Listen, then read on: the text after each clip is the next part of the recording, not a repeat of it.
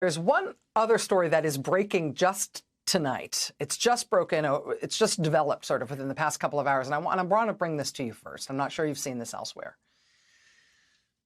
You might remember a couple of weeks ago, we covered here on this show a sort of, in the grand scheme of things, a small scale confrontation in one small government office in Washington. It's a little agency that you definitely haven't heard of. It's called the U.S. Africa Development Foundation. And the reason we covered what was going on there is because something unusual happened there when Trump went after that office, went after that agency and tried to shut them down. At that agency, they had a physical confrontation with people from Doge, from the Elon Musk austerity group. These would-be anonymous young men who work for Elon Musk. They showed up. Do you remember the story? They showed up at that small government agency and they demanded to be let inside. And that small government agency told them no. They said, we're an independent agency. We are actually not part of the executive branch.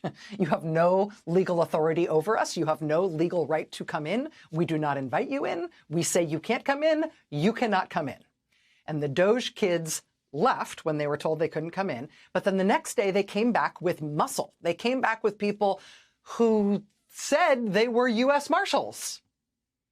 And we think those people were possibly armed. They were carrying guns. Now, the U.S. Marshal Service consistently will not comment on this. They will not say whether or not those people were actually U.S. Marshals. We have some reporting that suggests they may not have been U.S. Marshals. Nevertheless, they reportedly claimed to be U.S. Marshals. And with those men, with those people claiming to be U.S. Marshals, the young men from Doge did physically force their way into that agency and then locked out all the actual staff and changed the locks. So whether or not your heartstrings are pulled by the fate of that individual agency, right? You can see why this might be a qualitatively more worrying thing than some of the other stuff we have seen. I mean, there are legitimate legal disputes as to whether this Doge group has any legal authority over some of these agencies that they're trying to get into so they can take over their systems and fire their staff and shut them down. Those disputes are legal disputes that need to be sorted out legally. You can't just use guns to force your way in the meantime, as a means of settling that dispute. If there's a legal dispute as to whether or not you are allowed in a U.S. government building, and you cast that aside and say, we've got guns, and that's the grounds on which we're coming in, what that is an armed assault on the U.S. government. That is an armed assault on a U.S. government office. That's a break-in. That's call the cops territory. That's barricade the doors territory. I mean, at that point, what's to stop the little government agency from bringing in their own armed force, right? And then we shoot it out. That said, if there is an armed part of the U.S. government, somebody who's allowed, whose agents are allowed to carry weapons, who have badges, who are allowed to use physical force as part of their job, to the U.S. Marshals or anyone else, if they are now working for Doge against other parts of the government that you might think have an equal claim to their services and protection, well, then if that's the case, Doge is something different than we thought it was. Do they have an army? I mean, if the president has given his top campaign donor the ability to use physical force, the ability to use the force of arms against other parts of the U.S. government, we are in a different place than we thought we were. Worrying possibilities were raised by that conflict at the U.S. Africa Development Foundation when that unfolded a couple of weeks ago. That's why we covered it here on this show when it happened. That led last week to a lawsuit being filed against the U.S. Marshals. Democracy Forward filed this lawsuit last week, asking in part why, quote, individuals associated with Doge have repeatedly invoked threats to engage the U.S. Marshal Service when seeking questionable access to agency buildings and information. So that happened at the U.S. Africa Development Foundation a couple of weeks ago, led to the lawsuit against the U.S. Marshals demanding information from the Marshals last week.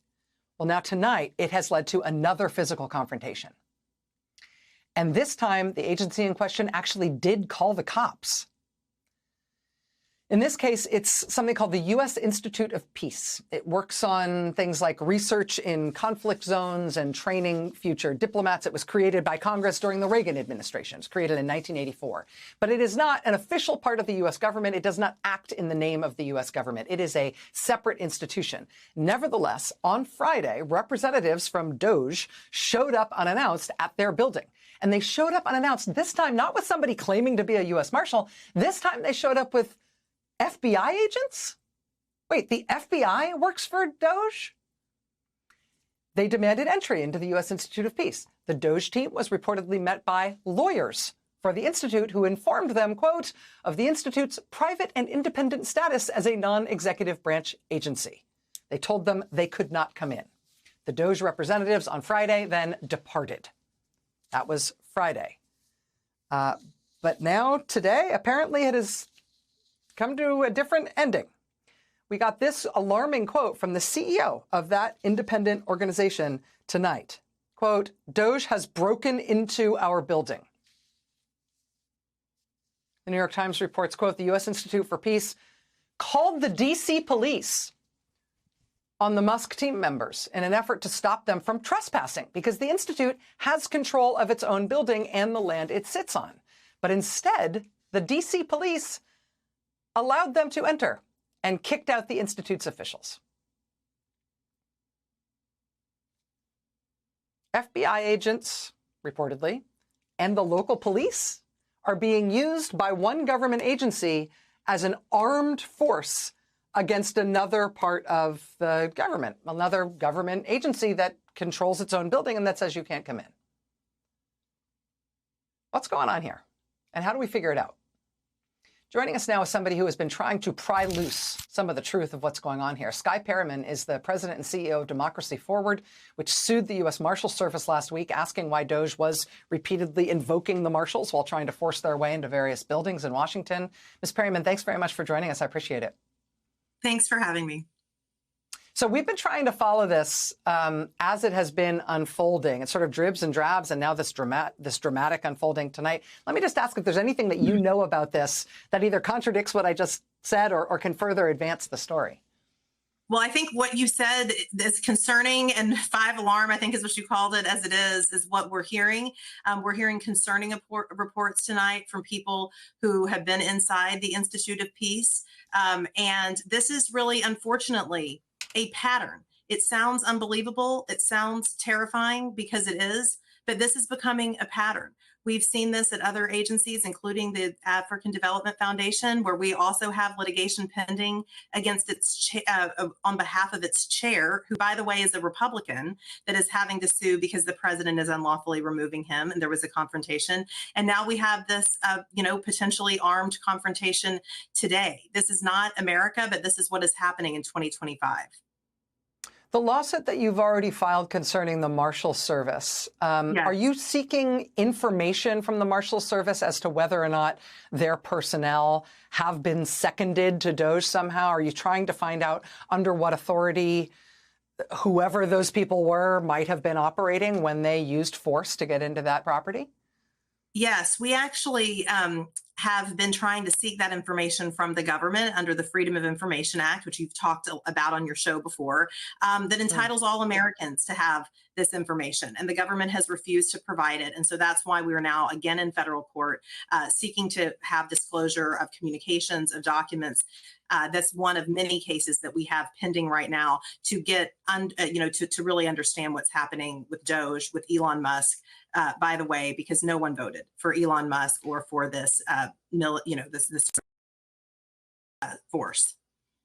I know that Democracy Forward, that your organization is involved in a lot of litigation against the president and DOJ and what they're doing to try to dismantle the government. I do want to ask, though, if there is precedent for this type of controversy, this type of dispute. I feel like when I cover things in other countries, one of the things I watch for to try to understand what kind of country that is when physical force is used to settle legal or political disputes, when guys with guns show up in the middle of what I would otherwise expect to be something that was a subject of a, summons.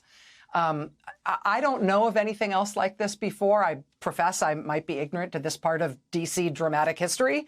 But do you know of any precedent for something like this, for one part of the government using armed physical force against another? This is completely unprecedented. And when you talk to experts that study societies that are in decline, democracies that are in decline, you find these kind of skirmishes between different parts of the government, sometimes with force. And so it's highly concerning this is happening in the United States in 2025. That is why our team at Democracy Forward, of course, is in court every day, challenging these actions, trying to help the American people figure out what is going on with their own government. But this is quite concerning and unprecedented. Skye Perryman, President and CEO of Democracy Forward. You are a very, very, very busy woman, and this is a very busy organization that you are running. Thank you for taking time out tonight to help us understand this. We appreciate it. Thanks for having me.